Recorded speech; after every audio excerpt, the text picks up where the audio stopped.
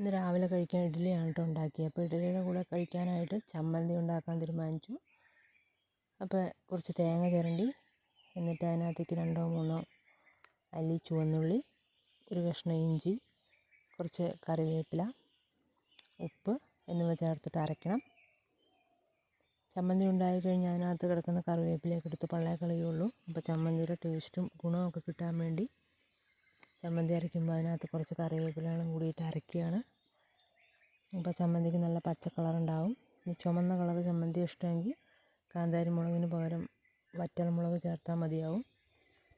ഇനി ചമ്മന്തി ഉണ്ടാക്കുമ്പോൾ വെള്ളം കുറച്ച് കുറുക്കിയെടുക്കുകയാണെങ്കിൽ നമ്മൾ മസാല ദോശയ്ക്ക് കഴിക്കുന്ന പോലത്തെ ചമ്മന്തി കിട്ടും.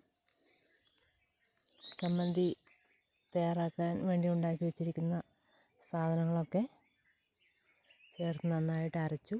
ഇനി ചെഞ്ചട്ടിയടുപ്പത്ത് വെച്ച് കടുക് പൊട്ടിക്കഴിഞ്ഞിട്ട് അതിനകത്തേക്ക് അരിഞ്ഞു വെച്ചിരിക്കുന്ന ചുവന്നുള്ളി ചേർത്തു.